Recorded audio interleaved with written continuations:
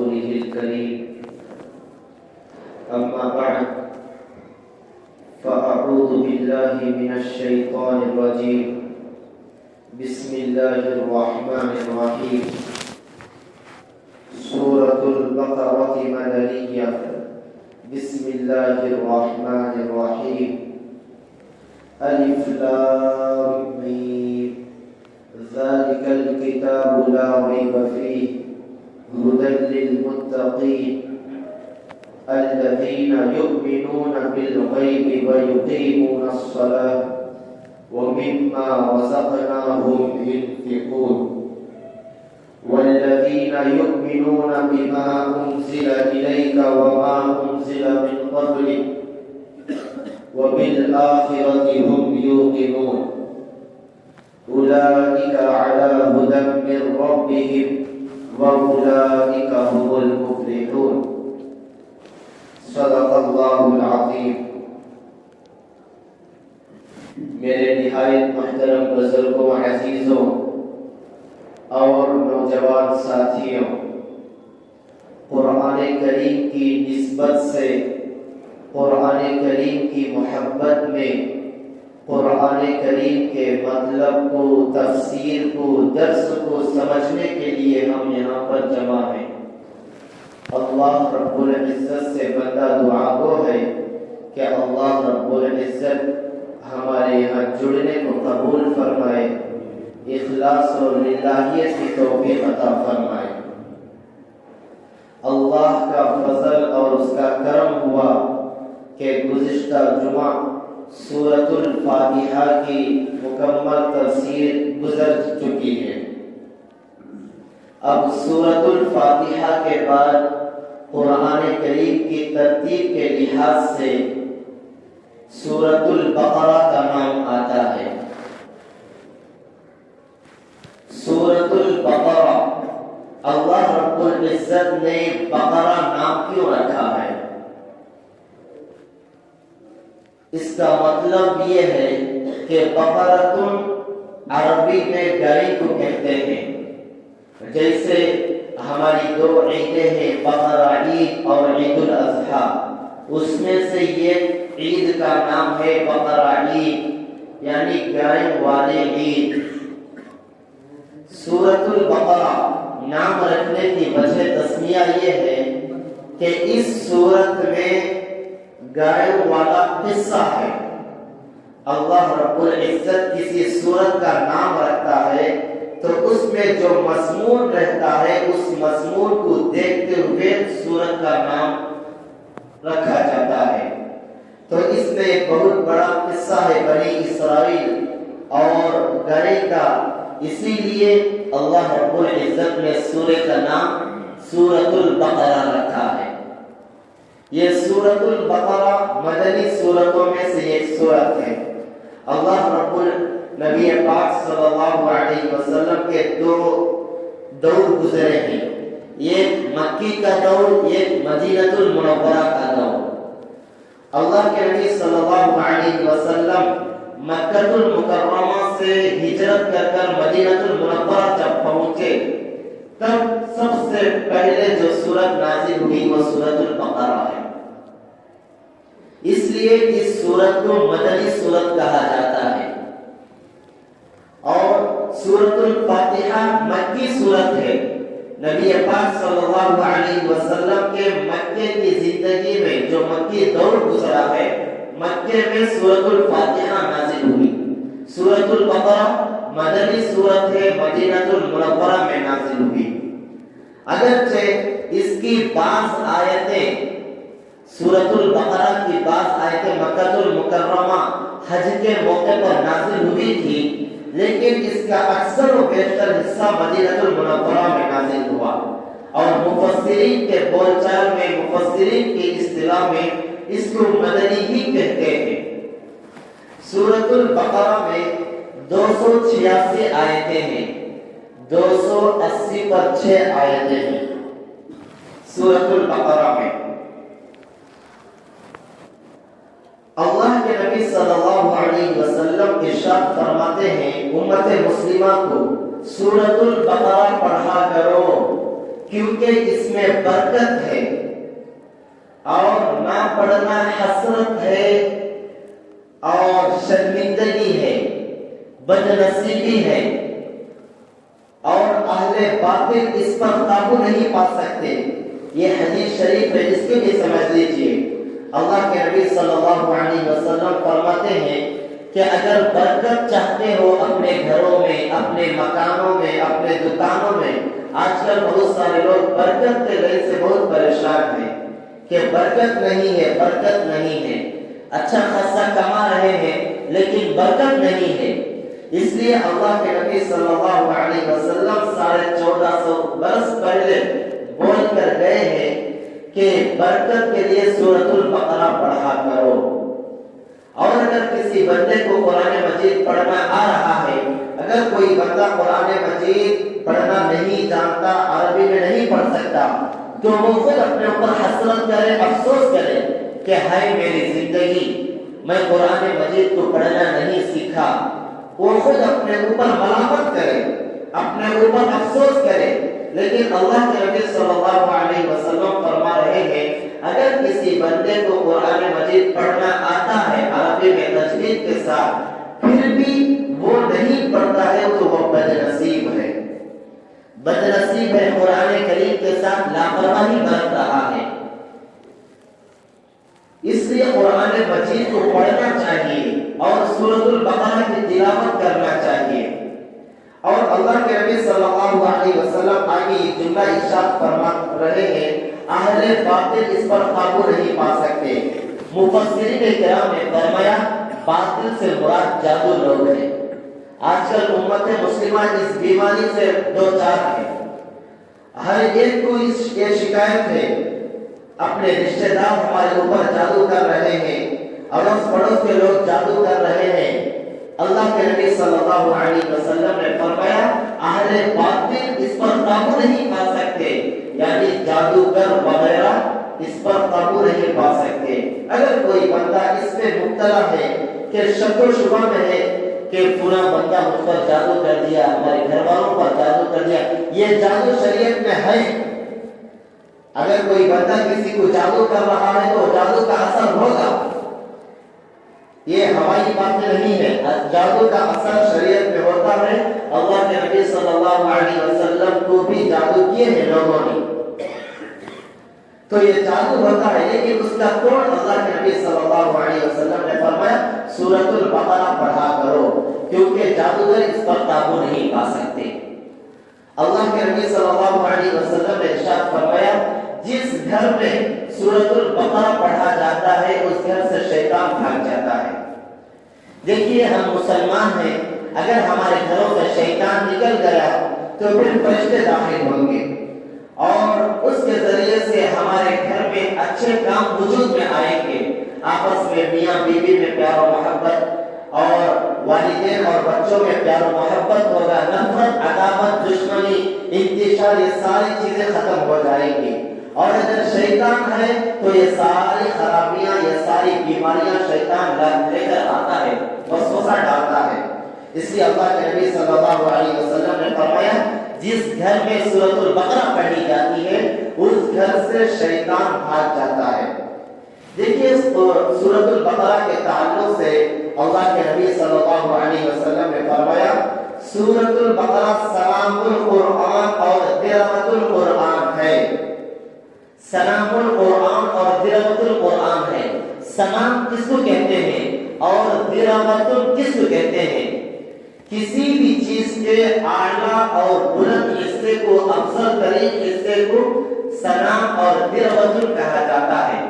اللہ کے نبی صلی اللہ علیہ وسلم نے فرمایا قرآن کریم کا اعلیٰ، بلند اور افضل حصہ سورہ بقرہ ہے۔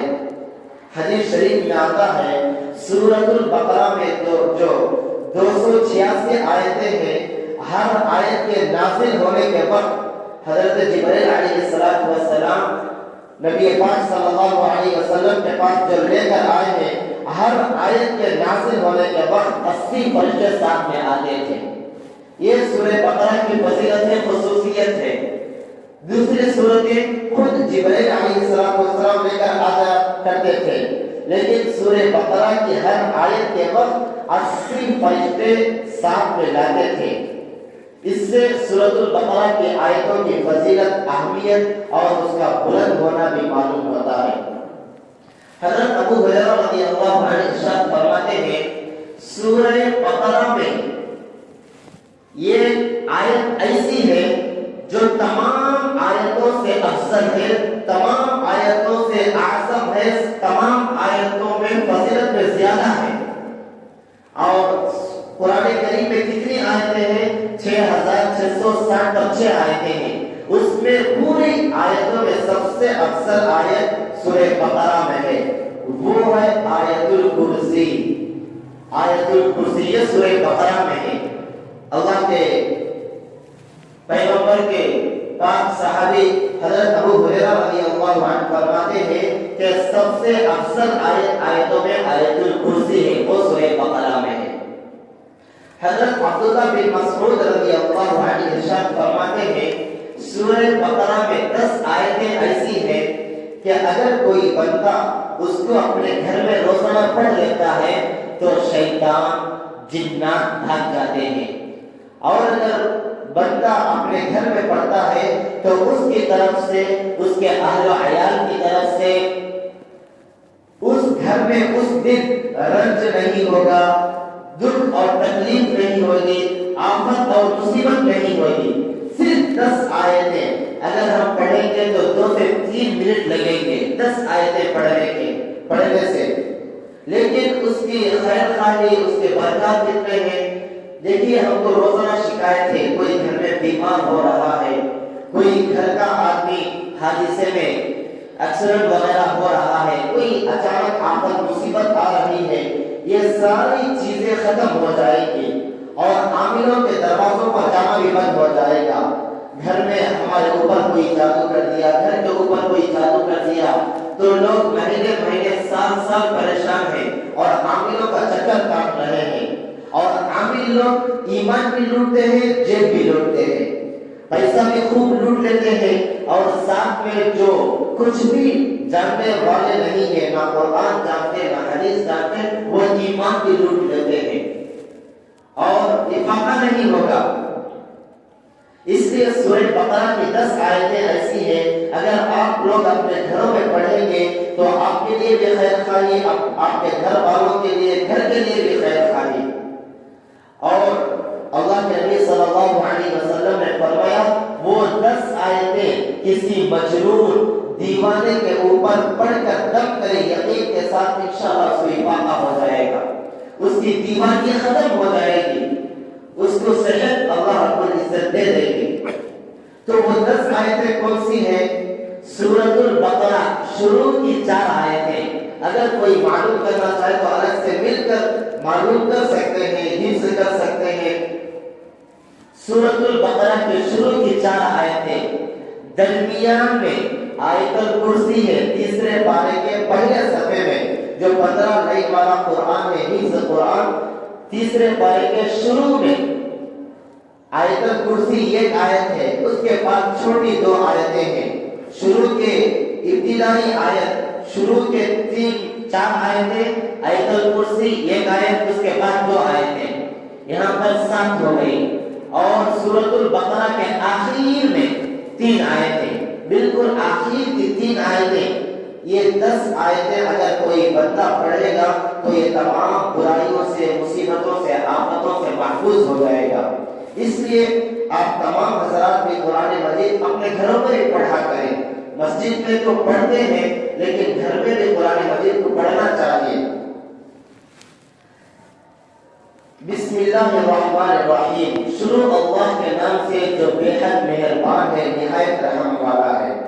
الف لام میم، دیکھیے قرآن مجید میں آپ اگر پڑھیں گے تو معلوم ہوگا الف لام میم، اور اسی طرح سے کاف ہا یا عین صاد، اسی طرح سے صرف صاد، اسی طرح سے یاسین صرف قاف، اور اسی طرح سے حامیم عین سین قاف، اس طرح کے الفاظ ملتے ہیں۔ ان کو عربی میں حروف مقطعات کہتے ہیں۔ اس کے معنی کسی بندے کو معلوم نہیں ہے۔ یہ جو حروف ہیں الف لام میم قاف صاد عین، ان کے معنی کسی بھی بندے کو معلوم نہیں ہے، یہاں تک کہ کسی نبی کو بھی اس کے معنی معلوم نہیں ہے۔ اس کے معنی اللہ رب العزت ہی بہتر جانتے ہیں، اس کو ان کو حروف مقطعات کہتے ہیں۔ الف لام میم یہ رموز میں سے ہے، ان کے معنی کسی بھی بندہ نہ اس کے تعلق سے بیان کرنا جائز ہے اور نہ کوئی اس کے معنی جانتا ہے، اس کے معنی اللہ ہی بہتر جانتے ہیں۔ ذالک الکتاب لا ریب فیہ، ذالک الکتاب، کتاب سے مطلب قرآن مجید، ذالک الکتاب لا ریب فیہ، لا ریب کا مطلب کوئی شک و شبہ نہیں ہے۔ ذالک الکتاب، اس کتاب میں کوئی شک و شبہ نہیں ہے، یعنی یہ کتاب انسانوں کے لیے ہدایت ہے، رہنما اور مقتدی کا کام کرتی ہے۔ سورۃ الفاتحہ میں دعا اللہ رب العزت نے سکھلائی تھی، صراط الذین اہدنا الصراط المستقیم، ہم کو سیدھا راستہ دکھا، صراط الذین انعمت علیہم، سیدھا راستہ ہم کو کیسے ملے گا؟ اسی قرآن مجید کو اگر تھام کر رکھیں گے، اسی قرآن مجید کے مطابق ہم روز مرہ کی زندگی بسر کریں گے تو ہم سیدھے راستے کے اوپر آ جائیں گے۔ اللہ رب العزت یہی فرمانا چاہ رہے ہیں، ذالک الکتاب، اس کتاب میں لا ریب، کوئی شک و شبہ نہیں ہے، کوئی شک و شبہ نہیں ہے۔ دیکھیے سمجھنے میں ہماری عقل میں کمی اور کوتاہی ہو سکتی ہے، لیکن قرآن مجید میں کسی طرح کا کوئی شک و شبہ نہیں ہے۔ یہ قرآن مجید اللہ رب العزت کی نازل کردہ کتاب ہے، نبی مکرم صلی اللہ علیہ وسلم پر نازل ہوئی ہے، 23 سال میں نازل ہوئی ہے، بالکل برحق ہے، سچ ہے۔ اس کا ایک حرف، ایک نقطہ زبر زیر پیش بالکل اپنی جگہ ہے، اس میں کوئی شک و شبہ نہیں ہے۔ آگے اللہ رب العزت فرما رہے ہیں، ہدی للمتقین، متقین ڈرنے والوں کے لیے، ہدن راہ بتلاتی ہے، یہ کتاب ڈرنے والوں کے لیے، متقیوں کے لیے راہ بتلاتی ہے۔ متقی کون لوگ ہیں؟ آگے اللہ رب العزت اس کے صفات بیان کر رہے ہیں۔ دیکھیے یہ کتاب ڈرنے والوں کے لیے بھی ہدایت ہے، نہ ڈرنے والوں کے لیے بھی ہدایت ہے، مسلمانوں کے لیے بھی ہدایت ہے، کافروں کے لیے بھی ہدایت ہے، ہر انسان کے لیے ہدایت ہے یہ کتاب۔ ہدی للمتقین، ہدی کا مطلب راہ دکھلانا، سیدھا راستہ۔ متقین جو ڈرتے ہیں، اللہ رب العزت کا خوف رکھتے ہیں، ان کو سیدھا راستہ دکھلاتی ہے۔ آگے متقین کی صفات بیان کر رہے ہیں، الذین یؤمنون بالغیب وَيُقِيمُونَ الصَّلَاةَ وَمِمَّا رَزَقْنَاهُمْ يُنْفِقُونَ۔ ترجمہ سن لیجیے، الذین، جو لوگ یؤمنون یقین رکھتے ہیں، بالغیب، بالغیب بے دیکھی چیزوں پر، بے دیکھی چیزوں پر، جن چیزوں کو ہم نہیں دیکھ رہے ان پر بھی ہمارا ایمان ہے۔ الذین یؤمنون بالغیب، وہ لوگ جو بے دیکھی چیزوں پر ایمان رکھتے ہیں، یقین رکھتے ہیں۔ وَيُقِيمُونَ الصَّلَاةَ، اور نمازوں کو قائم کرتے ہیں۔ وَمِمَّا رَزَقْنَاهُمْ يُنْفِقُونَ، اور ہم نے رزقناہم، ان کو جو روزی دی ہے، رزق دیا ہے، اس میں سے وہ خرچ کرتے ہیں، ينفقون، خرچ کرتے ہیں۔ دیکھیے اس آیت مبارکہ میں، یہ قرآن مجید کی دوسری آیت ہے، اس آیت مبارکہ میں اللہ رب العزت متقیوں کی 3 صفات کو بیان کیا ہے، متقیوں کی 3 صفات کو بیان کیا ہے۔ پہلی صفت الذین یؤمنون بالغیب، بے دیکھی چیزوں پر ایمان رکھ رہے ہیں۔ اس کا مختصر خلاصہ یہ ہے کہ اللہ کے نبی صلی اللہ علیہ وسلم نے جو جو باتیں ہم کو بتلائی ہے، ہم ان پر ایمان رکھتے ہیں۔ اب بے دیکھی چیزوں کا مطلب کیا ہے؟ ہم جنت کو نہیں دیکھے لیکن اس پر ہمارا ایمان ہے، ہم دوزخ کو نہیں دیکھے لیکن اس پر ہمارا ایمان ہے، ہم فرشتوں کو نہیں دیکھے لیکن اس پر ہمارا ایمان ہے۔ ایک قدم آگے بڑھ کر ہم اپنے ہاتھوں، اپنے آنکھوں سے نبی پاک صلی اللہ علیہ وسلم کو نہیں دیکھے لیکن ہم اس پر ایمان رکھتے ہیں کہ آپ نبی ہیں، آپ رسول ہیں، آپ اللہ کے پکے اور سچے نبی ہیں اس پر ایمان رکھتے ہیں، اور جو آسمان میں ہم نہیں دیکھے، فرشتوں کو نہیں دیکھے، جنت کو جہنم کو، جو بے دیکھی چیزیں ہیں اس پر ہم ایمان رکھتے ہیں، یہ متقیوں کی صفت ہے جو بے دیکھی چیزوں پر ایمان لائے۔ وَيُقِيمُونَ الصَّلَاةَ اور نمازوں کو قائم کرتے ہیں۔ یہاں نمازوں کو قائم کرنے کا مطلب یہ ہے کہ اہتمام کے ساتھ، پابندی کے ساتھ، مکمل وضو کرتے ہوئے ہر نماز کا اہتمام کریں۔ دیکھیے جمعہ میں ایک مرتبہ پڑھ لے تو وہ متقی نہیں بنے گا، عیدین میں ایک سال میں ایک مرتبہ 2 مرتبہ پڑھ لے تو وہ متقی نہیں بنے گا۔ متقیوں کی جو صفت اللہ رب العزت بیان کر رہے ہیں، وَيُقِيمُونَ الصَّلَاةَ نماز کا پابند ہو، اور نوافل کے ساتھ، مستحبات کے ساتھ، مکمل گناہوں سے بچتے ہوئے جو نمازوں کا اہتمام کرتا ہے وہ متقی ہے۔ وَيُقِيمُونَ الصَّلَاةَ اور اس میں فرائض آ گئے، واجبات آ گئے، نوافل آ گئے، ہر طرح کی نمازیں اس میں آ گئی ہیں۔ وَمِمَّا رَزَقْنَاهُمْ يُنْفِقُونَ اور اللہ رب العزت نے جو چیزیں ہم کو دی ہے، روزی کے لحاظ سے، مال کے لحاظ سے، ہم ان کو خرچ کرتے ہیں، یہ بھی متقیوں کی ایک صفت ہے۔ جو مال اللہ رب العزت نے ہم کو دیا ہے، ہم سارا اپنے ہی گھر کے اوپر، اپنے ہی اوپر خرچ نہیں کرتے، اس میں غریبوں کا بھی حق ہے، اڑوس پڑوس کا بھی حق ہے، یتیموں کا بھی حق ہے، ان پر بھی خرچ کرتے ہیں، یہ متقیوں کی صفت ہے۔ دیکھیے ہم اللہ رب العزت یہ نہیں فرما رہے ہیں کہ جو کچھ میں نے تم کو دیا ہے وہ میرے راستے میں خرچ کر دو، یہ نہیں فرما رہے ہیں۔ اس میں سے کچھ، وہ مما کچھ، جو کچھ میں نے تم کو دیا ہے اس میں سے کچھ اللہ کے راستے میں خرچ کرو۔ اگر ہم پورا مال اللہ کے راستے میں نیک کاموں میں خرچ کرتے تب بھی اس کا حق ادا نہیں ہوگا۔ جان دی ہوئی اسی کی تھی، حق تو یہ ہے کہ حق ادا نہ ہوا۔ اگر ہم پورا مال، جان پورا اللہ کے راستے میں خرچ کر دیں تب بھی حق تو ادا نہیں ہوگا۔ لیکن اللہ رب العزت فرما رہے ہیں جو کچھ میں نے تم کو دیا ہے اس میں سے کچھ اللہ کے راستے میں خرچ کرو۔ دوسری آیت میں اللہ رب العزت تیسری آیت میں والذین یؤمنون بالغیب ویقیمون الصلاة ومما رزقناهم ينفقون۔ والذین یؤمنون بما انزل الیک وما انزل من قبلک وبالآخرۃ هم یوقنون۔ اس میں بھی متقیوں کی صفات بیان کر رہے ہیں اللہ رب العزت۔ یہ متقی لوگ کیسے ہوتے ہیں؟ والذین یؤمنون بما انزل الیک، ان چیزوں پر بھی، یہ وہ لوگ ہیں جو ان چیزوں پر بھی ایمان لاتے ہیں جو آپ کی طرف نازل کیا گیا، یعنی اللہ کے نبی صلی اللہ علیہ وسلم کی طرف جو چیزیں اللہ رب العزت نے نازل کیا ہے اس پر بھی ایمان لاتے ہیں۔ وما انزل من قبل، جو آپ سے پہلے جو انبیاء گزرے ہیں، پیغمبر گزرے ہیں، ان پر اللہ رب العزت نے جو چیزیں نازل کی ہیں اس پر بھی ایمان لاتے ہیں۔ دیکھیے اس کا مطلب یہ ہے کہ اللہ کے نبی کے اوپر قرآن مجید نازل ہوا، ہم اس پر ایمان لا رہے ہیں، اور اللہ کے نبی سے پہلے 3 آسمانی کتابیں نازل ہوئی، زبور، تورات، انجیل، اور کئی انبیاء پر صحیفے نازل ہوئے۔ صحیفے مکمل کتاب نہیں، چند صفحوں کے اوپر صحیفے نازل ہوئے، ہم ان پر بھی ایمان لاتے ہیں۔ دیکھیے ان آیتوں کا مطلب یہ ہے کہ اللہ کے نبی صلی اللہ علیہ وسلم جب ایمان کی دعوت شروع کیے تو آپ کے دور میں 2 طرح کے لوگ تھے۔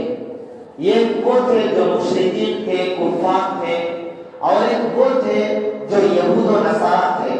یہود و نصارہ حضرت عیسیٰ اور حضرت موسیٰ علیہ السلام کو ماننے والے، اور جو مشرکین تھے وہ خدا کا ہی انکار کرتے تھے۔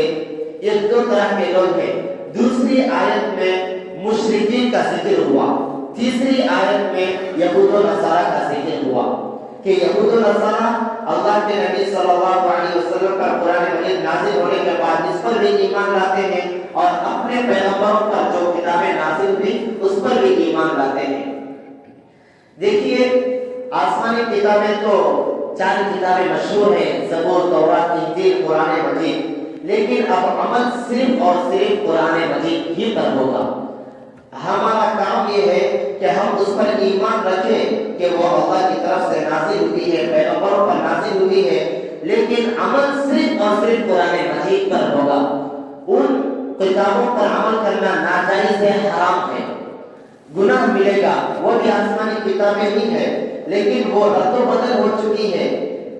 بعض لوگوں نے، ان کے علماء نے، یہودیوں کے علماء، عیسائیوں کے علماء نے اپنی مطلب کی باتیں اس میں رکھی ہیں اور بے مطلب کی باتیں سارے چیزوں کو ہضم کر دیا ہے۔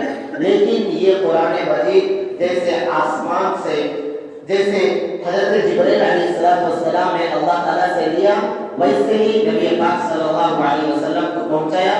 نبی پاک صلی اللہ علیہ وسلم نے ہو من وعن حرف بحرم صحابہ کرام کو قرآن مجید دیا، صحابہ کرام نے تابعین کو دیا، تابعین نے تبع تابعین کو دیا، تبع تابعین نے اولیاء اللہ کو دیا، اور یہی سلسلہ چلتا ہوا آ رہا ہے۔ اور یہ قرآن مجید میں ایک حرف، ایک زبر، زیر، ایک نقطے کا بھی رد و بدل نہیں ہوا ہے۔ اب صرف اور صرف عمل اسی پر ہوگا، لیکن ایمان ان ساری کتابوں پر ہوگا، عمل اس کتاب پر ہوگا۔